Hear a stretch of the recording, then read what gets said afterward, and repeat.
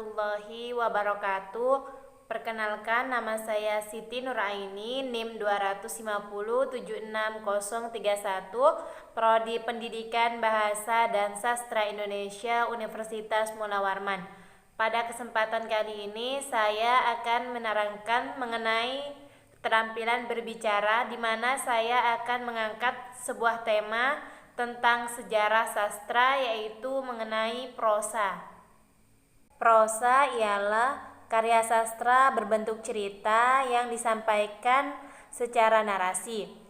Penulisan prosa menggabungkan bentuk monolog dan dialog. Kemudian prosa sastra terbagi menjadi dua bagian, yaitu prosa fiksi dan juga prosa non-fiksi. Prosa fiksi sendiri yaitu meliputi cerita pendek, dongeng, dan novel. Sedangkan prosa non-fiksi sendiri meliputi biografi, autobiografi, dan esai. Selanjutnya ada pengertian prosa menurut para ahli, yaitu ada H.B. Jasin tahun 1989.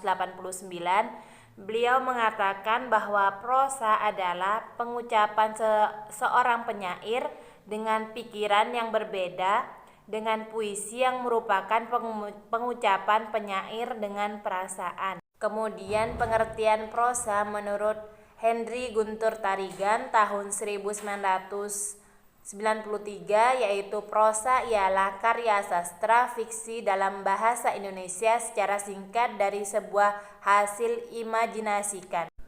Menurut KBBI, prosa adalah karangan bebas atau tidak terikat oleh kaidah yang terdapat dalam puisi.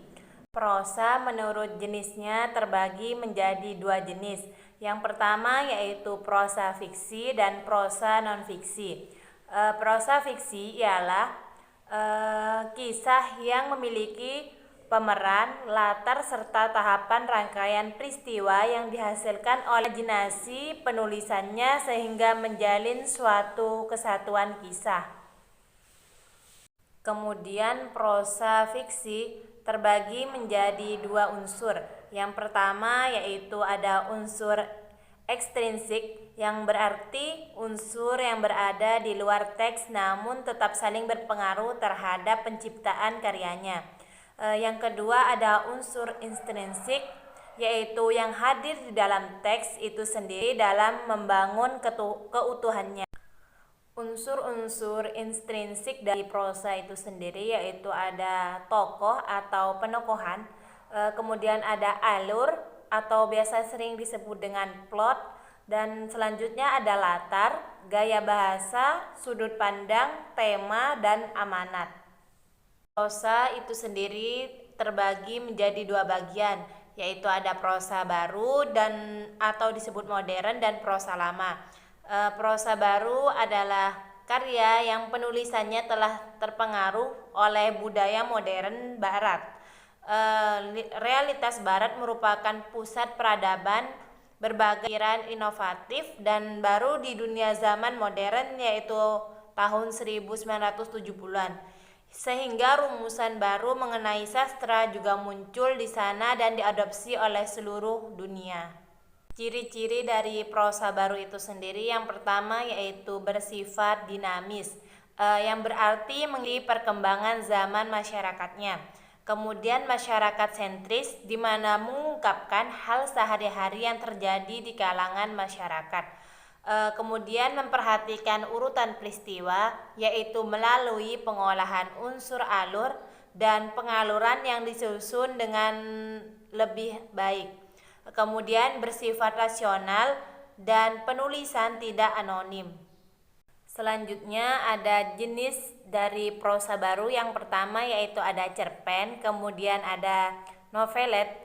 Novelet ini yaitu kisah yang menceritakan lebih panjang dari cerpen tetapi masih lebih pendek dari novel. Dari jenis prosa baru tersebut ada novel, kemudian juga ada roman. Kemudian ada prosa lama atau biasa sering disebut dengan klasik. Prosa lama adalah tulisan, cerita, atau kisah yang belum mendapatkan pengaruh budaya modern barat. Tulisan ini biasanya bersifat anonim atau tidak ada penulis tunggal dan menyebar dari mulut ke mulut secara lisan dan tulisan terbatas. Ciri-ciri dari prosa lama yang pertama yaitu statis. Cerita dikisahkan secara turun-temurun sehingga tidak mengalami perubahan yang signifikan.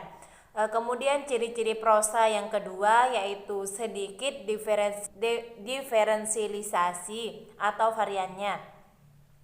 Kemudian ciri-ciri prosa yang ketiga yaitu berpusat di istana dan bersifat anonim serta menyebar dengan secara lisan. Jenis-jenis dari prosa lama atau disebut dengan prosa klasik yaitu ada dongeng, kemudian fabel, hikayat, legenda, dan mite. Demikian tadi mengenai keterampilan berbicara yang dapat saya sampaikan. Bila ada kesalahan, saya mohon maaf. Wassalamualaikum warahmatullahi wabarakatuh.